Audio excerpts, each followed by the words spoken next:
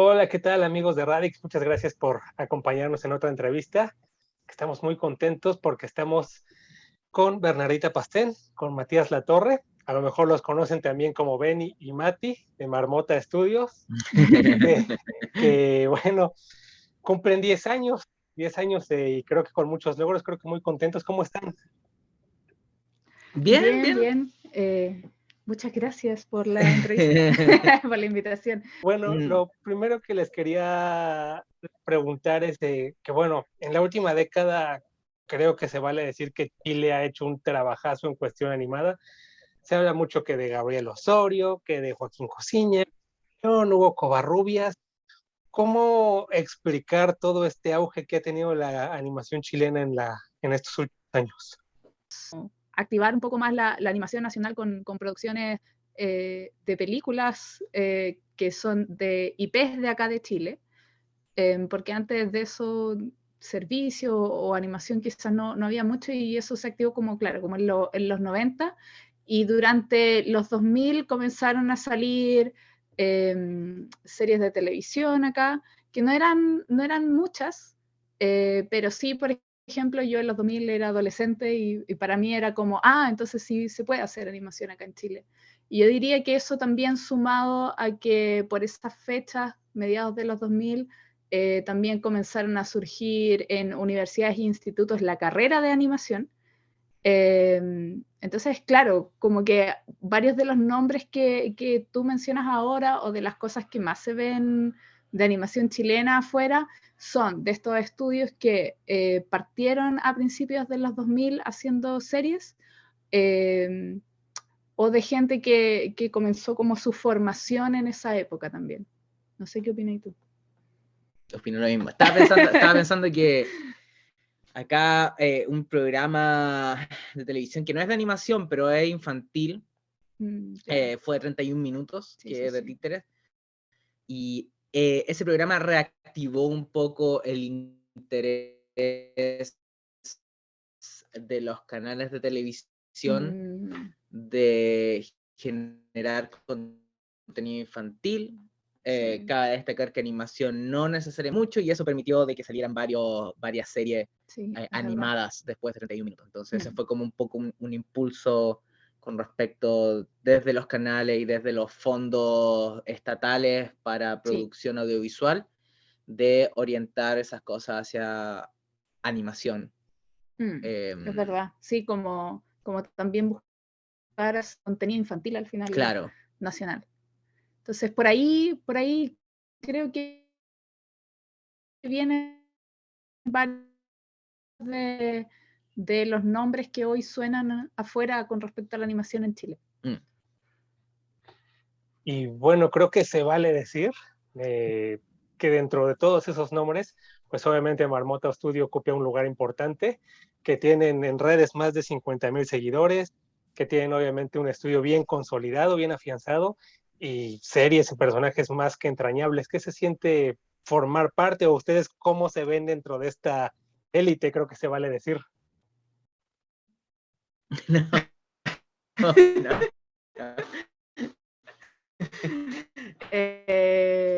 Sí, para mí es un poco raro porque a diferencia de otros estudios de animación, nosotros comenzamos de una forma un poco distinta, que fue haciendo contenido directamente para que saliera en internet. Y así fue, sobre todo por los primeros 5, una vía que es distinta a la que usualmente se toma acá, que es primero, obviamente, como encontrar el financiamiento, ¿cierto? Todas nuestras series que están en nuestro canal de YouTube, por ejemplo, son autogestionadas, autofinanciadas, que corresponden a estos primeros años, ¿cierto? Y Golpea Duro Jara viene a ser nuestra, y no solamente en internet, como, claro, ahí ya teníamos más financiamiento, ahí teníamos como financiamiento de verdad, real, sí. De verdad. Entonces, claro, es como un poco raro, porque efectivamente hay gente que conoce nuestros personajes y conoce nuestras series, y lo conoce porque derechamente salían al tiro a internet, no era como que estaban de un medio y de ese medio era traspasado a internet, que es como suele ocurrir con el contenido, que está en una plataforma o está en televisión, y después eso se lleva a internet en los formatos que sea, meme, lo que sea.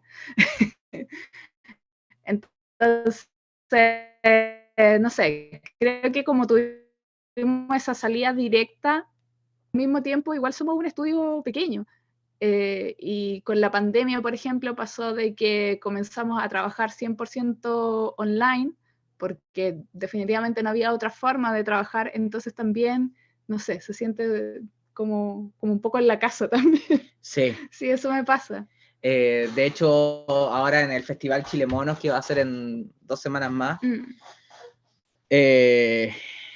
vamos a tener este evento de los 10 años de Marmota, claro, dentro del marco del festival, y he tenido que armar la presentación y he tenido un duro momento para tratar de orientar hacia dónde ir va la charla, porque desde nuestro punto de vista, como dice Bernardita, es muy...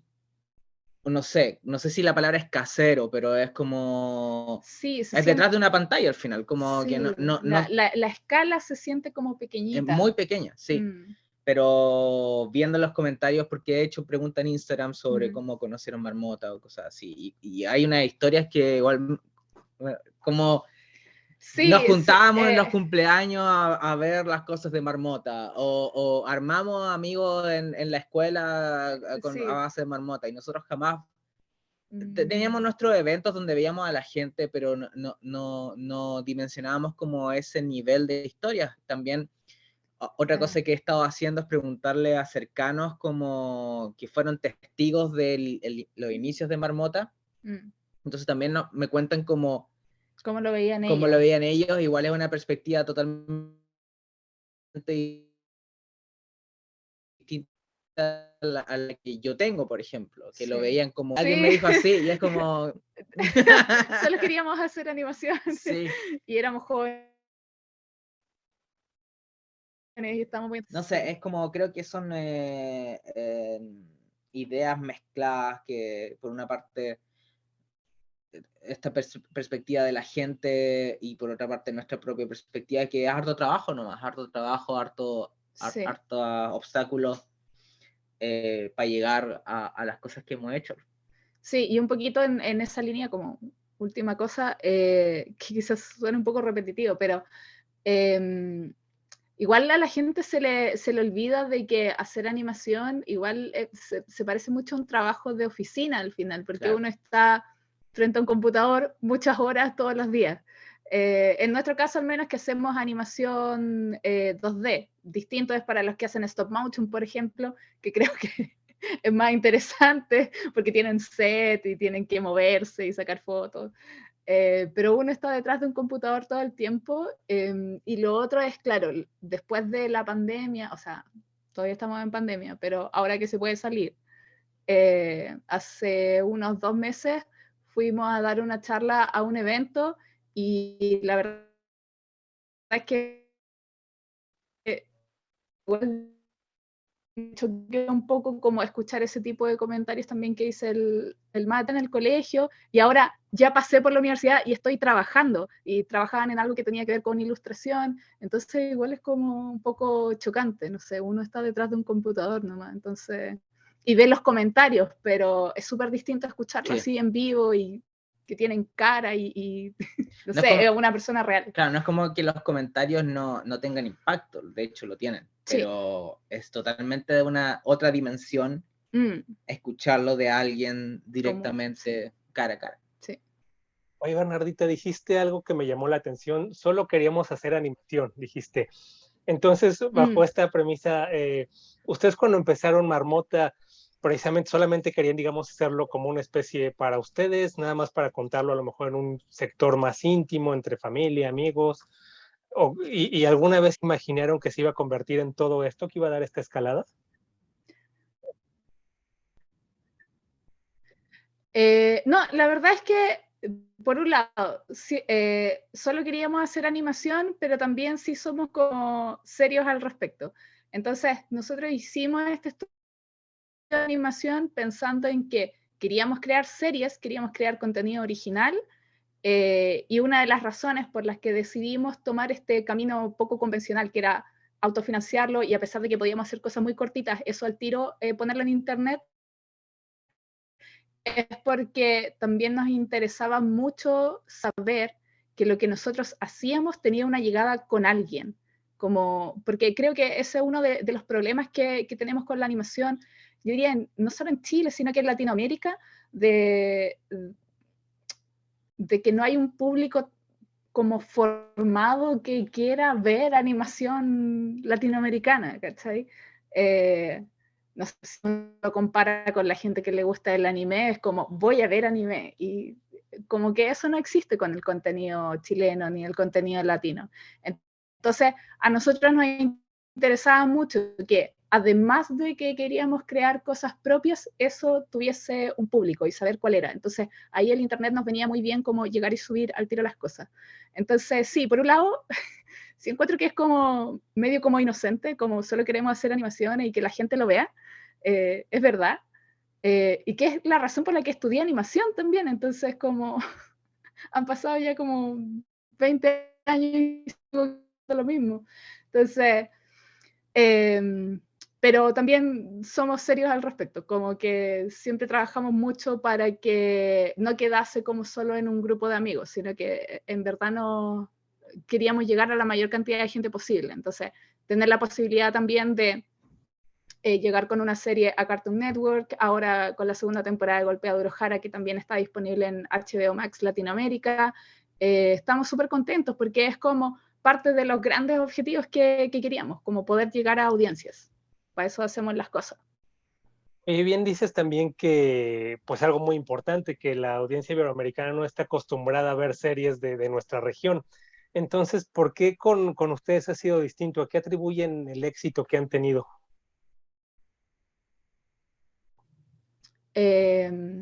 Igual es difícil. Es súper difícil que bien que digas que ha sido distinto. Mira, en parte yo creo que es porque nosotros partimos derechamente como comunicándonos con la gente a través de Internet. O sea, en ese sentido, Internet ha sido la forma de poder formar una audiencia, ¿cierto? Que no es una enorme audiencia, pero es una audiencia. Ha sido ese contacto directo al final. Porque claro, después nos pasa de que cuando nuestra serie salió en Cartoon Network, llegó a otra audiencia a la que nosotros no teníamos acceso, ¿cierto? Y que también son más niños, porque nuestro contenido, como lo hacíamos para internet, son como para niños más grandes o adolescentes de repente, que no sé, también tratábamos de mantenernos como siempre actuales y estar hablando como en el lenguaje de ellos, en esta delgada línea, sin que se pierda a que sigue siendo contenido original, porque tampoco era nuestra idea como crear memes, sin desmerecer los memes, pero es que tienen un tiempo de duración. Nosotros a lo que nos interesa es como contar una historia. Contar una historia. Y estos son solo medios como para comunicar y poder llegar a más gente, pero al final lo que importa es como la historia, el contenido que estamos haciendo, a pesar de que sean tonteras y sea como por pasarla bien en el caso de alguna serie, pero al final siempre estamos diciendo algo que pensamos o que es lo que creemos o en lo que opinamos, como que, no sé, el contar la historia siempre es lo que más nos ha importado. Pero creo que me salí ahí un poco de la pregunta original. Yo creo que quizás un poco de eso tenemos más libertad también, como, o no sé, son varias cosas como el contexto por el que nosotros crecimos acá, sí. Bueno, en habla hispana el anime es muy importante. Claro. Crecimos viendo esas cosas, por lo menos acá en Chile en televisión abierta, como sí. Que hay como otra, no sé, otra forma de crianza en ese sentido, también... claro, o sea, por ejemplo, si uno lo compara con la audiencia en Estados Unidos, que, claro. que el anime llega como muchísimo más con filtros. No sé, son varias cosas. Yo creo que es más que nada lo que dice Bernardita, que es contacto con la audiencia, mantener, y nuestra constancia de estar ahí sí. Lo más posible. también influye mucho el momento en el que empezamos, porque Claro. las plataformas se han ido cambiando, las audiencias, por supuesto, también van cambiando. Por ejemplo, nuestro tema ahora es que, claro, no estamos ya creando animaciones que son derechamente para salir en nuestras redes sociales, entonces estamos más viejos. Entonces es un poco más difícil mantenernos en redes como constantemente, porque es un trabajo enorme en verdad estar constantemente en redes Sí, sociales. es súper Es difícil, es súper sacrificado. súper sacrificado, súper agotador. Sí, hay que estar 24/7 ahí constante Sí. haciendo contenido. Sí, sí, sí. Bueno, también les quería preguntar, porque creo que también una de sus mayores fortalezas, ustedes me dirán, es que tienen personajes muy originales, tanto que a lo mejor rayan un poquito en lo excéntrico, por momentos obviamente muy distintos que son. Y les quería preguntar, ¿cuál es el proceso creativo para hacerlos? O sea, porque uno los ve y pues se queda, esto es tan diferente que es curioso que no haya más así. O sea, ¿cuál es ese proceso para crear al niño Surullo, a Jara, al abuelo Com? Bueno, ahí la mayoría de nuestras IP al final las hace el Mati. Claro, salvo Abuelo Com. Claro, salva abuelo Com. Claro, la mayoría lo hace el Mati y yo creo que en parte es parte de que eres un poco particular quizás en cuanto a gustos. Sí, sí, yo creo que la verdad es que por ahí va como... Sí, que quizás no tenéis gustos tan mainstream. En parte puede ser eso, Claro, pero pero son varias también cosas. son varias cosas, sí. Lo que pasa es que yo, claro, aquí tendremos que hablar como más como de mi proceso, porque al final es el que permea en los proyectos Sí. de Marmota, que al final es como, trato de que sea lo más interesante nomás, como interesante. Sí. Eso es y ¿cuál es el concepto de interesante para mí? Quizás medio excéntrico. Sí. Pero es porque, no sé, como que sí es verdad que me gustan ciertas cosas como, no sé, ahora estuve en Europa, en Annecy, Annecy. y fui a ver la charla de Masaki Yuasa, director de anime, ¿cierto? Ping Pong, Devilman Crybaby, y me gustó mucho su trabajo. Fui a Gendy Tartakovsky igual. Igual son dos polos medio opuestos. Sí, como que pero me encanta Dragon Ball igual. Entonces... Pero creo que todas esas cosas lo que tienen es, por un lado son muy variadas, pero por otro son muy de autor. Sí. Como que claramente podéis decir como, porque son distintos también. Creo que eso ha sido importante. Y hace rato estaba viendo Better Call Saul. Sí. Entonces, como que me gustan muchas cosas variadas al final, pero que sí tiene harto de eso de que son a base de personajes. Sí. Entonces, y yo encuentro, para mí, las cosas chistosas son más que nada cuando es como absurdo, pero como que es absurdo, pero tratan de racionalizarlo al final. Como que eso me da mucha risa. Sí. Entonces, porque también vi cuando chico vi Seinfeld, no sé, como ese tipo de series, que no debería haber, porque mi hermano era mayor, entonces yo veía todas estas cosas. O también vi Batman la serie animada, o veía las cosas de Cartoon Network, veía las de Nickelodeon, porque, bueno, correspondían a mi edad. Pero también veía de repente estas películas, nada que veras. No sé, Seven. Claro. Cuando tenía como 5 años, no sé. Y entonces, no sé, como que tengo un poco, en mi cabeza tengo un montón de cosas que cuando estoy escribiendo de repente se empiezan a conectar, y empiezan a sacar un poco de todo y empiezan a formar cosas. Entonces, por ejemplo, lo de Niño Surullo es bien particular porque es algo que yo creé como a los 14 años y porque mi hermano me mostró un programa de animación que era una copia del Flash, la bajó en mi computador y dijo, mira, ocupa esto. Como me dijo, mira, prueba esto. Y empecé a probarlo, porque yo siempre he dibujado, la Ben y yo hemos dibujado desde... Siempre. En nuestra forma de expresarnos. Y claro, empecé y lo primero que hice... Pero, claro, y renació bajo este concepto de que necesitábamos contenido en el canal, y era una historia donde yo dibujaba, donde yo aparecía con la Benny y le decía, mira, tengo la peor serie de internet. Era como un pitch. Porque estábamos frustrados porque en internet de repente, no sé, pues nuestro contenido, que era como hecho con mucho esfuerzo, no tenía tantas visitas como, por ejemplo, otros contenidos de animación que nosotros veíamos, que era como, pero esto no está animado, no tiene nada, sí. Y era un poco eso, frustración con la plataforma, y un poco para no tomarnos tanto en serio esto también. Y ahí nació Niño Surullo, pero también, claro, ahora pensándolo, ese tipo de humor como de ser como dicen en Estados Unidos, self-aware, como, entonces como, claro, no sé si alguien más hubiera subido a su canal ese tipo de humor, como burlándose de sí mismo con respecto a que va a presentar el peor proyecto de animación. En el caso de Niño Surullo creo que eso sí es diferente, como que habla del que no nos tomamos tan en serio. Como sí, que es una constante igual. Armarlo, o sea, tomamos en serio el trabajo. Sí, el trabajo, la gente que trabaja en eso, ¿cierto? Porque es un trabajo.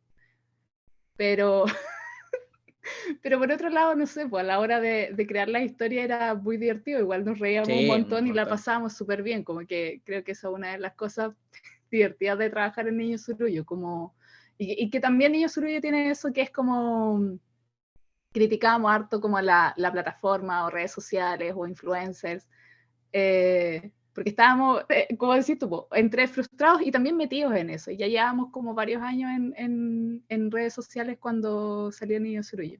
Claro. Y lo bacán es que igual nació un poco como de la audiencia queriendo saber más de ese proyecto, porque eso iba a quedar solo como un video, así como el peor pitch de animación de la historia. Se tiene un poco de todo, la verdad.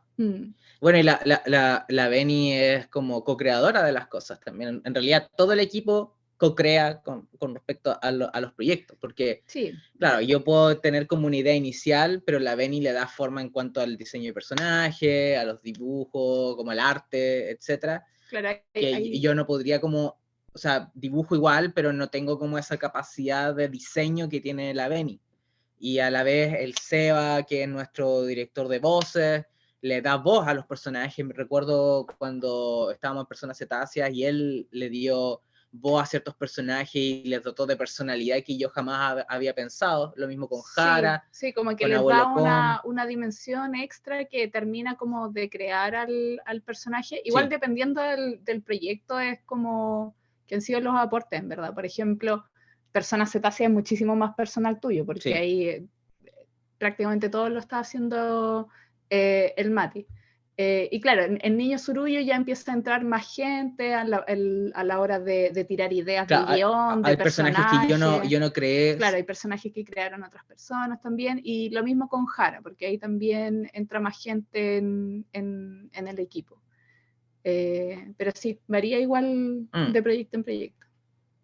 Y bueno, hablando de proyecto en proyecto de Jara, concretamente, que no sé si ustedes la vean como la joya de la corona en este momento de Marmota, pero ¿a qué atribuyen igual el éxito que ha tenido? Porque vaya, uno se mete, por ejemplo, a redes sociales, a los vídeos que han subido en YouTube, y hay comentarios, la gente no se cansa de Jara, quiere mucho Jara. ¿A qué atribuyen todo esto? Yo creo que es una serie para niños, pero que no es pensada para niños.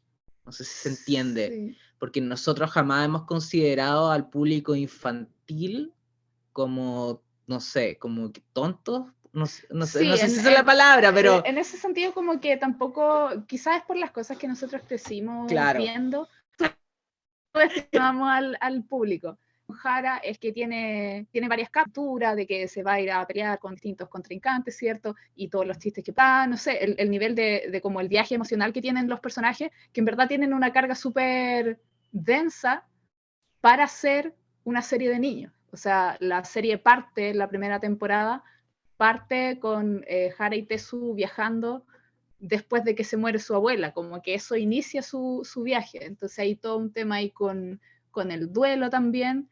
Y lo otro es que, bueno, en parte debe ser por los años que nosotros ya llevábamos trabajando con este contenido más como o para niños grandes o derechamente para adolescentes, entonces eso también permea en cómo tratamos Jara.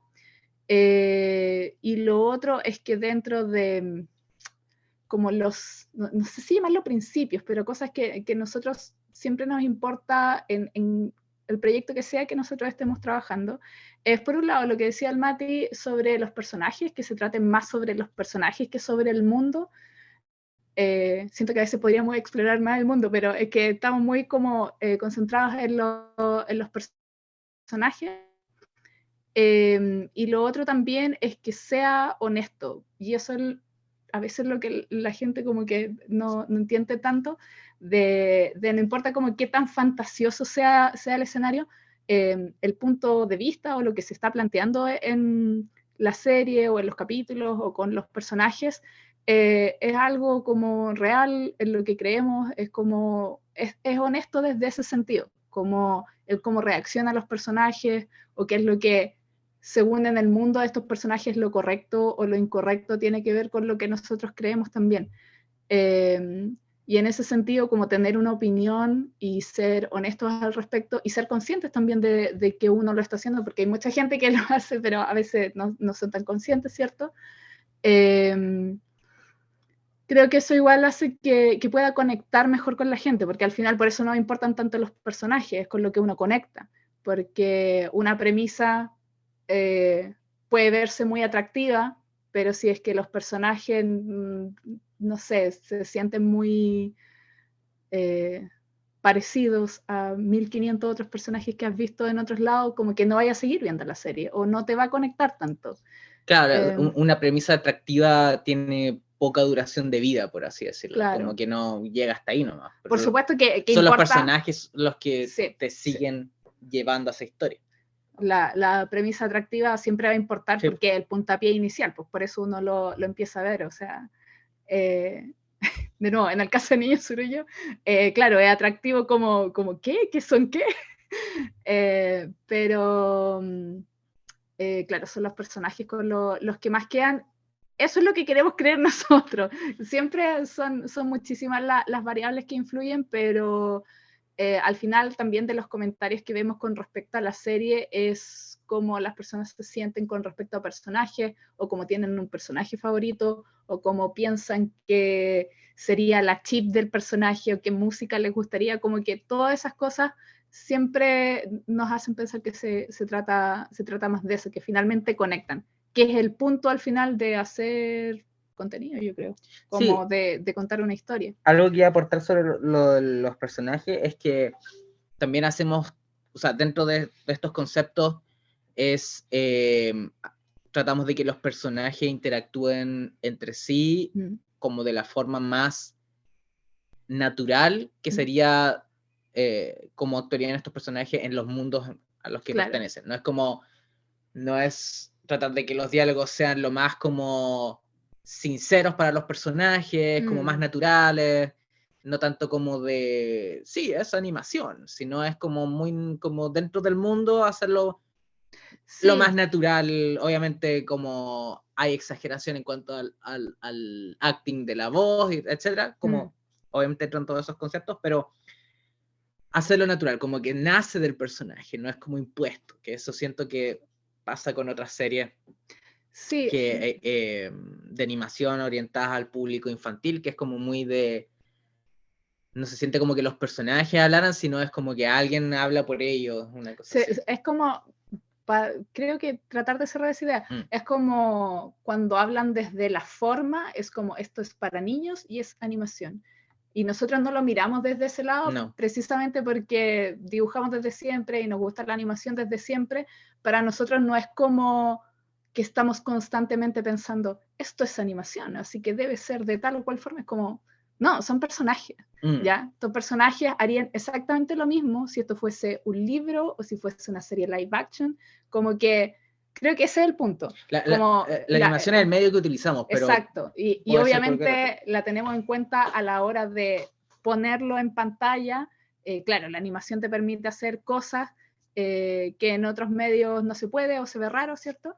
En ese sentido nosotros usamos la animación, pero claro, con respecto a los personajes estarían escritos exactamente de la misma forma si cambiasen de medio. No sé si se entiende. Sí, sí. hace unos días vi que comentaban sobre una tercera temporada que estaban haciéndolo en formato cómic para llevarlo después a la adaptación. ¿Cómo va el proceso? ¿Bien? Sí. Sí, puede ser porque ya es como la tercera temporada, que es como, claro, ya conocí más a los personajes, qué cosas harían, como hacia dónde pueden ir. Claro, hay una razón práctica de por qué estamos haciendo un cómic. Es porque para la primera y segunda temporada, o sea, para la primera tuvimos que levantar los fondos para hacerla, ¿cierto? Para la segunda fue un poquito más sencillo, pero aún así tuvimos que levantar los fondos, más la ayuda del canal de Cartoon Network. Pero para la tercera tenemos que hacer lo mismo. O sea, esto no es como en Estados Unidos donde te dan green light para 3 temporadas o 2 temporadas de una. O sea, tenemos que es hacerlo súper importante sí, que quien esté escuchando esto tenga esto en consideración, porque que cada temporada que sale es como un esfuerzo nuevo que hay que levantar fondos casi desde cero. Obviamente, a medida avanzan las temporadas, debería volverse un poco más fácil, pero aún así, la consecuencia es que entre que se estrenó la primera temporada y la segunda pasaron 3 años. Entonces, claro, es una ayuda a la serie en sí. Sí, entonces, como por a eso, la continuidad claro, que se le pueda dar. Entonces, por eso queremos sacar un cómic entre medio que cuente la continuación para tener contenido de inmediato.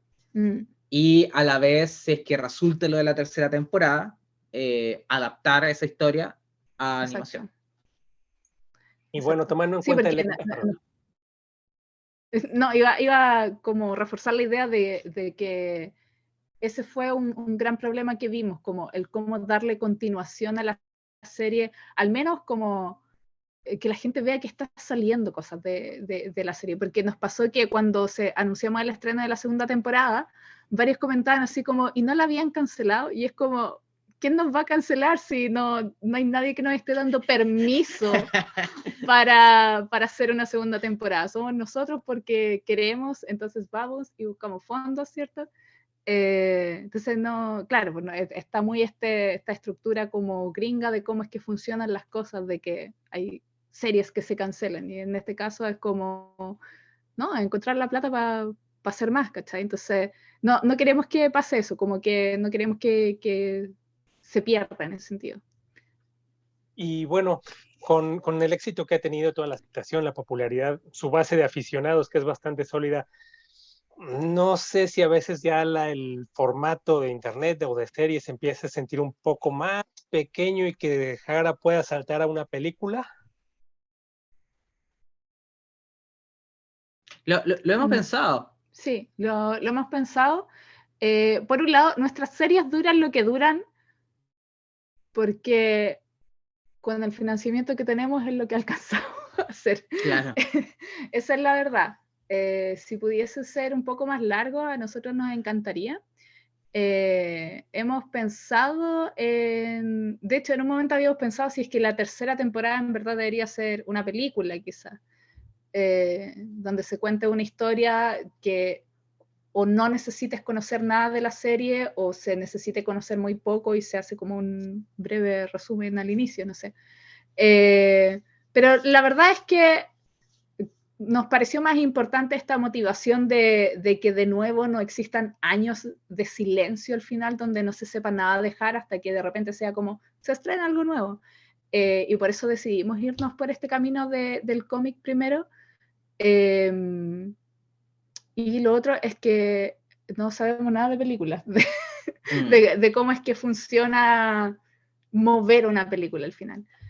A mí me encantaría en todo caso, y no, en ese sentido como que no descartaríamos nada. Al final, de nuevo, lo que más nos interesa es hacer animación, y mientras se pueda hacer animación y tenga un público al que llegar, lo vamos a hacer independiente de cuál sea el formato. Y bueno, pasando a otros personajes, que bueno, obviamente lo que les decía Jara creo que es muy importante para ustedes, pero a lo mejor es tan importante que a ustedes les puede generar la sensación de que, bueno, se han condenado a otros personajes que los hemos descuidado un poco o no han tenido a lo mejor el éxito que queremos, qué sé yo. Si ustedes pudieran darle una oportunidad, vamos a decir, ya que estamos hablando de formatos de Estados Unidos, como comentas, Bernardita, de un revival a uno de sus personajes, ¿por quién se irían? ¿Quién creen que merece una segunda oportunidad de sus series? Personas cetáceas, yo creo. Sí, personas cetáceas. Claro, que con lo de personas cetáceas al final quedó inconclusa, no es como que nunca vamos a hacer el final, porque la gente siempre nos pide como el final. ¿Dónde está el final? ¿Dónde está el final? Y lo que sucede es que ya no somos los jovencitos de antes que hacíamos personas cetáceas en nuestros tiempos libres. Hara llegó, Lulo es mucho más óptimo de hacer. Sí, es mucho menos complicado de hacer porque es por medio de cutout, hay rigs de por medio. También a nivel de historia episódico, entonces como, porque Personas Cetáceas es una sola gran historia, mientras que Lulo es como todas las historias que se te ocurren. Claro, entonces necesitamos por supuesto para hacer el último capítulo, y lo otro también, me pasa de que el Matías que hizo Personas Cetáceas fue hace 10 años atrás, no es el mismo Matías que es ahora.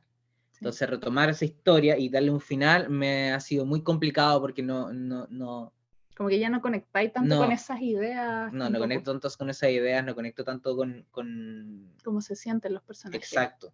Entonces me he sentado varias veces porque yo tenía un final, pero ese final al final no va al final.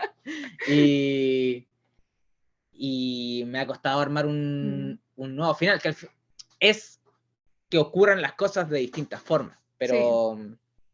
Claro, el final de en qué debería terminar cada personaje a nivel de como viaje y conclusión personal, eso ya está. Claro. Pero el cómo es el que hay que replantearlo. Claro, la ejecución, cómo se muestra, que, no sé, como todas esas como escenas clave para que sean como impactantes.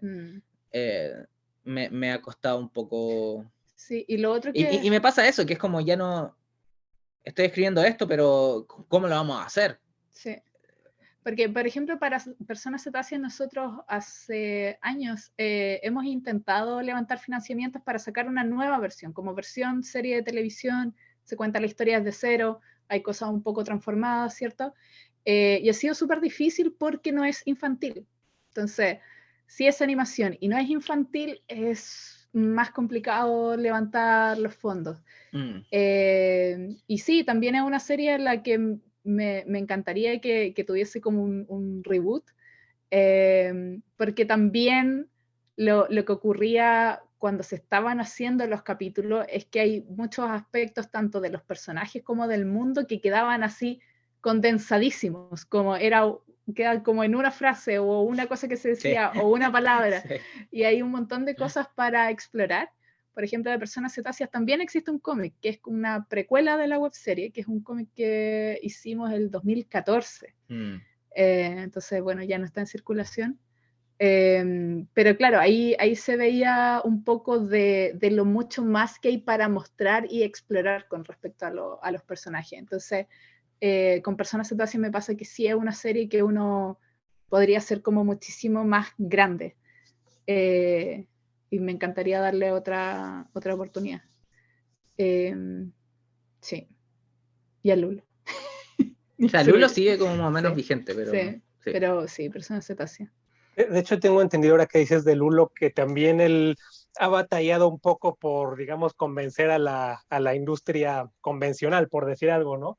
Pero, ¿qué lugar ocupa Lulo para ustedes? Porque, bueno, entre el público me queda claro que es muy querido, pero ustedes... Mira, a nosotros nos encantaría hacer más cosas con Lulo. Por un lado, se siente... Es que es verdad que hay gente que lo quiere mucho. Y no poder hacer contenido de algo que uno ve que la gente quiere mucho, duele, es difícil.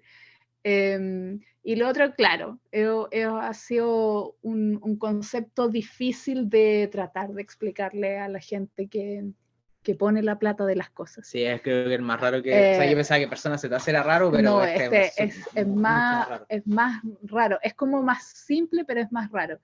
Y lo otro es que, no sé, a mí me gusta mucho Niño Surullo porque la pasamos muy bien haciéndola, ¿ya? Como que de verdad, no sé, como esa libertad de no tomarte en serio, porque dentro de Niño Surullo, lo que gente que no sabe, siempre hay un final donde aparecemos el Mati y yo, que venimos a cerrar la idea de qué es lo que se está discutiendo en el capítulo. Entonces, claro, pues como muy self-aware que decía ahí hace un rato, y creo que eso también lo hace divertido. Sí. Nosotros desarrollamos toda una serie de televisión para Sí, Niño pues Surullo. hay capítulos escritos. Tenemos un teaser de 3 minutos que nos Sí. conseguimos financiamiento para eso. Entonces tenemos son como 26 capítulos. Sí, 26 capítulos de 11 minutos más un teaser de 3 minutos. Ese trabajo lo hicimos, fue el 2020, como recién entrada la pandemia. Sí. Hicimos ese trabajo y el teaser lo vamos a mostrar en el evento.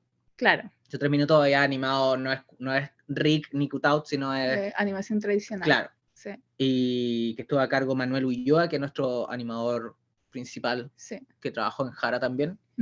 Y la Javier Asiri lo escribió, que es nuestra guionista. También ha sido guionista en Jara. Claro. Y porque nosotros estábamos ocupados armando Jara, entonces...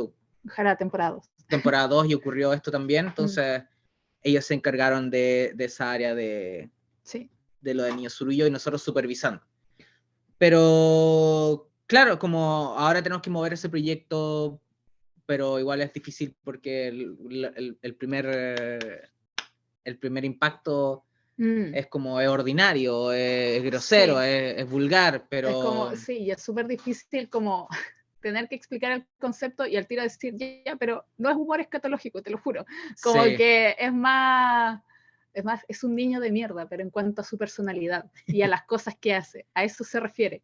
Como que ya es difícil que enganchen como de buenas a primeras, como que tienen que verlo para entender las dinámicas de los capítulos. Claro, y la serie de televisión a la vez aparecemos nosotros de nuevo, pero claro, no es como con esta conexión de la gente que vea nuestro canal en YouTube y diga así como, sí, yo cacho que presentamos personajes ficticios dentro de un contexto ficticio y que... De la serie de animación de Niño Surullo. Claro. Ambas historias paralelas se van como juntando a medida que pasan los capítulos y lo que nos dice el público va permeando en la historia de Lulo en la serie, entonces van ocurriendo cosas como los Looney Tunes cuando estaba Daffy, llegaba la goma o el lápiz. Sí, como que esa es la idea, como que van entrando los capítulos y va pasando eso. Pero esa es como la idea de la serie de televisión, pero claro, no hay nada como concreto de que vaya a ocurrir o algo así. Estamos viendo cómo hacer que ocurra. Cómo hacer que ocurra y a la vez cómo seguir manteniendo Lulo. Estamos pensando en un cómic igual, pero preferimos centrarnos en Jara para probar primero. Sí. Y después, si es que a eso le va bien, ver qué hacer con Lulo. Y eso más que nada. Y bueno, casi para terminar, pues obviamente son 10 años de Marmota Studio. No sé si nos pueden dar un adelanto de qué van a ser los festejos, el evento, alguna cosa que pudieran adelantar. Eso estamos tratando de dilucidar. Mi idea principal es como una especie de como de retrospectiva, una línea de tiempo. Hacerlo como desde el lado más humano, por así decirlo, como mostrar, no sé, como cómo empezamos, dónde empezamos, como cuál era nuestro primer lugar de trabajo, cuáles eran las motivaciones de cada uno. Originalmente nosotros somos 4, yo, la Beni, Iván Coan, que es el creador de Abuelocom, y Coti Saavedra. Y los chiquillos se fueron en 2014. Finales de 2014. Y después quedamos, y después entró nuestra productora ejecutiva, Maru Severino, junto a Max, que seguimos trabajando con ellos, la Javi, el Manuel se unieron y más personas. Siempre el Seba estuvo presente, Ronnie, nuestro compositor musical. Pero mostrar de ese lado cómo conocimos a esta gente y a la vez hablar cómo influenciaban los proyectos, por qué nacieron los proyectos y más que nada mostrar nuestro estado físico mental a través de los años, como dónde estábamos, qué es lo que pensábamos. que no sé si es como para inspirar a alguien para que haga animación o para hacer que se quiera retirar y no quiera probar. Yo creo que es que mostramos nuestra realidad Sí. y decir como, mira, esto pasó así. Sí, un poco desmitificar igual como todas las ideas que tiene la gente con respecto a qué es lo que es hacer animación. De partida, una de las cosas es infinitamente menos glamoroso de lo Sí. que mucha gente piensa. Pero por ejemplo, ahora le pregunté a una amiga que somos amigos desde esos años, y me mencionó, porque ella conoció la antigua oficina. Nosotros teníamos una oficina muy chiquitita que estaba detrás de un edificio, era como originalmente era la oficina del conserje del edificio. Claro, que era un estaban edificio arrendando, muy antiguo, sí, claro, sí. muy, muy barata, Mm. y los 4 arrendamos ese lugar y teníamos, no sé, teníamos una mesa, eran de 2 ambientes, o sea, Sí. dos habitaciones, teníamos una mesa al medio con la silla, cada uno llevaba sus computadores, y a la vez teníamos otro lugar que era como una sala de espera donde había un sillón. Sí, teníamos nuestra salita igual con un Nintendo también. Teníamos un Super Nintendo que habíamos comprado. Entonces, lo que me dijo ella fue que recordaba que se notaba que éramos muy felices haciendo lo que... Sí, era como que estábamos como contentos de tener esa oficina y que lo pasábamos muy bien ahí. Sí, es verdad. Entonces fue como, hoy no me acordaba de eso. Pasó mucho tiempo. Sí. Y ya que están rememorando, perdona. No, ya que están rememorando, les quería preguntar también, en estos 10 años, ¿cuál ha sido su mayor alegría y también su mayor reto como estudio? Yo creo que nuestra mayor alegría, o sea, personalmente fue cuando ganamos, o sea, yo creo que se combina un poco las dos, que es el nacimiento de Hara al final, como tener claro que vamos a hacer la serie, y que eso se divide en 2 partes. Uno, cuando ganamos el fondo estatal para hacer Hara, que era la primera vez que ganábamos un fondo para poder hacer nuestras animaciones. Que fue después de 5 años de estar postulando, porque es anual. Entonces, 5 años después de estar postulando, dentro de esos 5 años, 3 años postulando al mismo proyecto, Hara, al tercer año ganó esos fondos, y a la vez la segunda patita de eso es cuando supimos que iba a estar en Cartoon Network como 9 meses después o 9 o 10 meses después de haber... Fue casi un año, llevamos casi un año de producción en la primera temporada y supimos que iba a estar en Cartoon Network. Y claro, Cartoon Network para nosotros, siempre lo digo, era nuestro plan A, y después de que nos rechazasen íbamos a ver cuál era nuestro plan B, C, no sé qué, y resultó. Así como a la primera fue como, ¿qué? Pero fue una conversación muy larga de casi un año que tuvo que mantener Maru Severino, que es productora ejecutiva de Marmota. Sí, y o sea, ese es mi recuerdo más contento. Sí, para mí igual, porque después de tantos años haber estado haciendo todo nuestro contenido como autogestionado, al final lo que ocurre ahí es como un gran sello de aprobación también. Creo que, y te hace sentir como que todo hasta ese momento había valido la pena. Entonces sí, yo creo que eso también es una de las alegrías más grandes. Diría que otra, que no es la más grande, pero sí me puso muy contenta, fue que justo cuando empezó la pandemia, bueno, todos nos tuvimos que cambiar a la modalidad de trabajar en casa, pero pasó que coincidió que justo tuvimos mucho como trabajo y me sentí muy agradecida porque había mucha gente que había perdido su trabajo para esas fechas, y en verdad nosotros durante pandemia estuvimos así full, y full también como en hacer contenido de nosotros. Entonces, también valoro mucho eso, como el haber tenido trabajo y financiamiento para poder hacer nuestras propias cosas en un momento que fue muy duro para mucha gente. Y en respecto a los mayores desafíos, para mí en lo personal es cada vez que el equipo ha tenido que crecer, Es animación, así que se trabaja por proyectos, hacemos lo mejor posible para que se pueda mantener una continuidad del equipo, teniendo trabajos de clientes entre medio, ¿cierto? Pero hay veces que no se puede y llega un punto y se disuelve el equipo y luego hay que volver a armarlo cuando comienza una nueva producción. Entonces, por ejemplo, también ocurrió que para la segunda temporada de Harry, que teníamos estas otras cosas que hacer, el equipo creció mucho y fue súper desafiante tener que manejar un equipo más grande de gente. En el caso de la segunda temporada, estábamos codirigiendo con Matías, y claro, es tener como muchas conversaciones con distintos grupos de personas que están en distintas etapas de producción, porque todos los capítulos se hacen como no se termina uno y se empieza el otro, sino que están los 10 al mismo tiempo en distintas etapas. Entonces, creo que eso, para mí al menos, es como súper desafiante. Porque no soy tan de gente, entonces tenía que conversar con todo el mundo todo el tiempo. Sí, es bien, Sí. es duro, Sí. duro Sí, sí, sí. dirigir al final. Sí.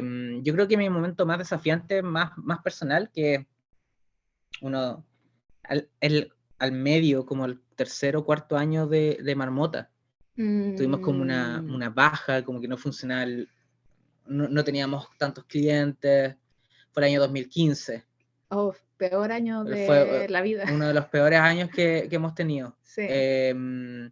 Yo no soy de acá de Santiago, yo soy del sur de Chile, de Temuco. Entonces yo acá vivía en una pensión es como un lugar donde se rentan habitaciones y vives con un montón de extraños. Entonces era tener poco dinero, lidiar con esta gente. El contenido que estábamos haciendo en YouTube. Eso me tenía súper deprimido. Mm. Pero al final logramos repuntar, pero Sí. ese año fue difícil. Sí, fue duro. Es como de esos momentos que uno piensa seriamente en renunciar y hacer otra cosa. Sí. Pero bueno, Pero qué bueno que no lo hicieron porque al final las cosas han salido bien. Ya nada más para terminar, les quería preguntar, bueno, me ha gustado mucho en cuenta de Twitter que últimamente han posteado estas imágenes primero de Jara, de cómo ha cambiado con el paso de los años, y más recientemente de Lulo.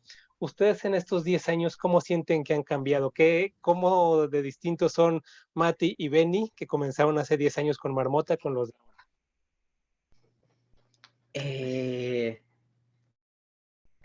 Voy a empezar yo. Sí, yo estoy pensando. Yo soy menos impulsivo. Sigo siendo impulsivo, pero ya más como consciente. Por eso tampoco puedo retomar tanto Personas Cetáceas, porque Personas Cetáceas lo hizo un Matías súper impulsivo, un Matías súper como de ideas que no le daba una vuelta, no desarrollaba tanto, entonces se encontraba con el desarrollo a medida que lo iba haciendo, que es un poco, tiene Personas Cetáceas que es muy como, la gente le dice random, que en realidad es una forma de decir como que es como súper como poco pensada al final.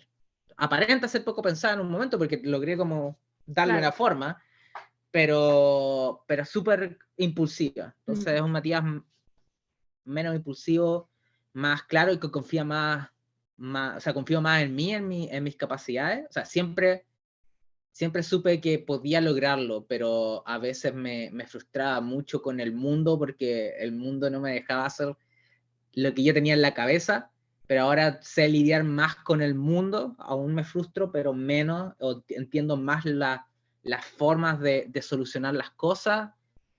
Recuerdo un momento súper como que siempre se me viene a la cabeza cuando estrenamos el 6º capítulo de Personas Cetáceas.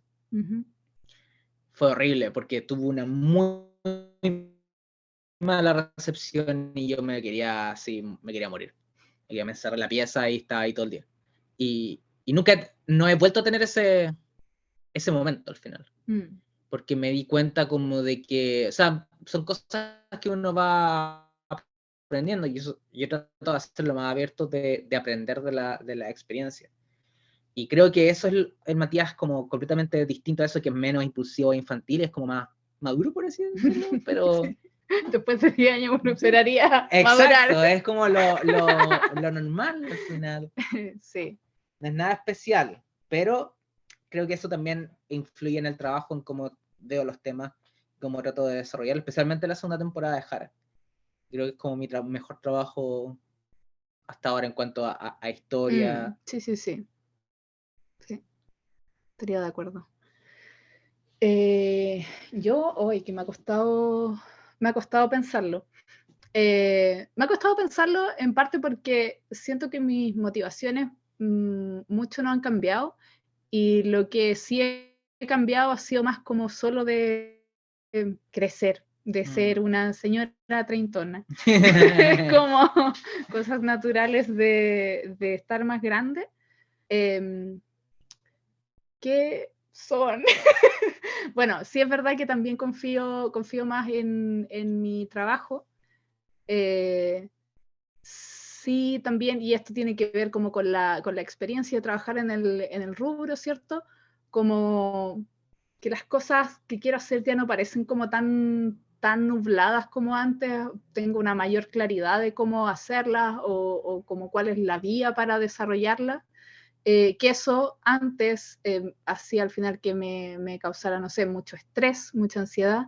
Entonces, al menos como que hay cosas que ya no me estresan tanto. Y eso es muy bueno. Pero también siento que es como parte de nada, de cómo crecer nomás. Y lo otro es que,